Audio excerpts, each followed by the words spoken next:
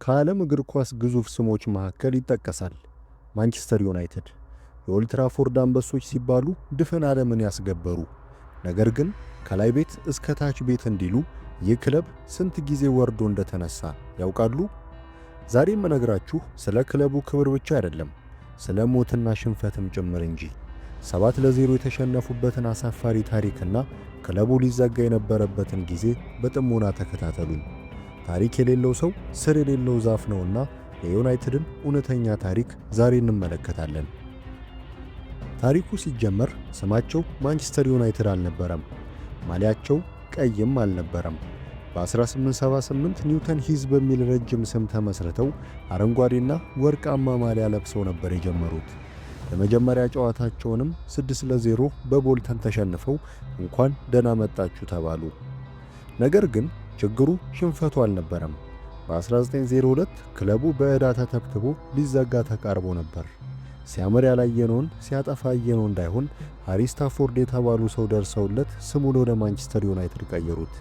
በ1908 የመጀመሪያው ሊግ ቀጥሎም ኤፍኤ ካፕን አሳኩ።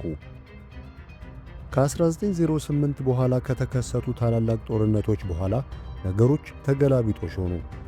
ዩናይትድ አንዴ ወደ ላይ አንዴ ወደ ታች ሆነ። ነገር ግን በ1945 ማት ባዝቢ ሲመጡ ነገሮች ተቀያየሩ። አማካይ ዕድሜያቸው 22 የሆኑ የባዝቢ ቤቢስ የሚባሉት ልጆች ተሰባስበው እንግሊዝን ጠራረጉት። ነገር ግን በ1958 አንድ ትልቅ ጨለማ በዩናይትድ ቤት ውስጥ ይወድቃል። የሙኒክ የአውሮፕላን አደጋ። 23 ሰዎች አለቁ። 8ቱ ተጫዋቾች ነበሩ። ቦቢ ቻርልተንና ባዝቢ በጠና ተጎዱ። አለቀላቸው ተባለ፣ ግን አልወደቁም። አመድ አፋሽ ሆነው አልቀሩም። ባዝቢ ከሞት አፋፍ ተመልሰው ቡድኑን እንደገና ገነቡት። በ1968 ጆርጅ ቤስትንና ቻርልተንን ይዘው የአውሮፓን ዋንጫ በማንሳት የመጀመሪያው እንግሊዛዊ ክለብ መሆን ቻሉ። እውነትም ትልቅ ጀግንነት። ከድል በኋላ ግን ውድቀት መጣ። በሰባዎቹ መጀመሪያ ምርጥ ተጫዋቾቻቸውን ሲያጡ ወደ ሁለተኛ ዲቪዚዮን ወረዱ። ነገር ግን እዚህ ጋር አንድ ጉድ አለ።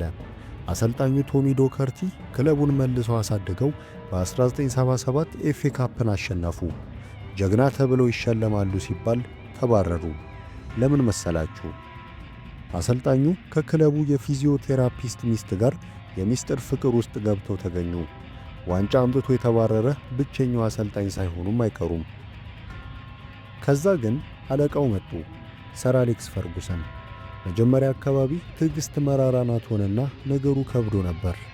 ሊባረሩ ሲሉ የ1990 የኤፍኤ ካፕ ዋንጫ አዳናቸው። ከዛ በኋላ ግን ማን ሊችላቸው? በ1993 ከ26 ዓመት በኋላ ሊጉን አሸነፉ። የኤሪክ ካንቶና አንገት መስበር፣ የጊግስ ፍጥነት፣ የስኮልስ ኳስ ልዩ ጊዜ ነበር። በተለይ 1999ን ማን ይረሳዋል? ባየር ሙኒክ 1-0 እየመራ 90ው ደቂቃ አለቀ። በጭማሪ ሰዓት ዩናይትድ 2 ጎል አስቆጠረና 2-1 ማሸነፍ ቻለ። በዛ ጊዜ ፕሪሚየር ሊግ፣ ኤፍኤ ካፕና ቻምፒየንስ ሊግ ማሸነፍ ቻለ።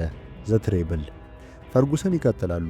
ክርስቲያኖ ሮናልዶን ኮትኩቶ አሳድገው በ2008 ሌላ ቻምፒየንስ ሊግ አነሱ።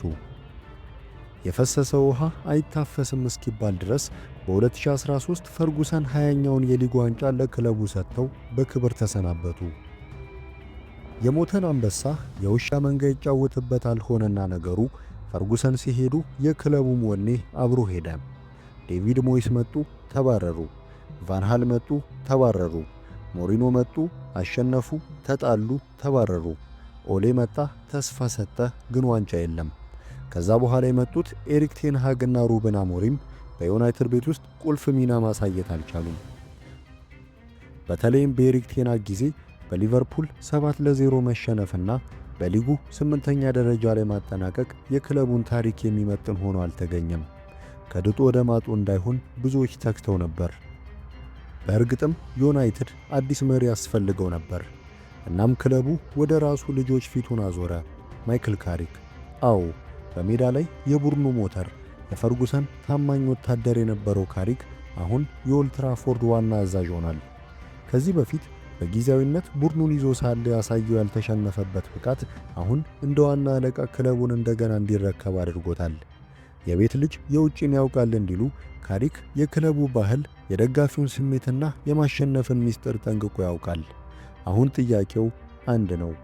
ይህ ዝምተኛ ጀግና ማንቸስተር ዩናይትድን ከወደቀበት አንስቶ ወደ ፕሪሚየር ሊግ ዙፋን ይመልሰው ይሆን ወይስ እንደ ሌሎቹ ይፈተን ይሆን? ይህንን ለማየት ያብቃን። ቪዲዮን ከወደዳችሁት ላይክ እና ሰብስክራይብ በማድረግ የዚህ ቤተሰብ አባል ይሁኑ። መልካም ጊዜ።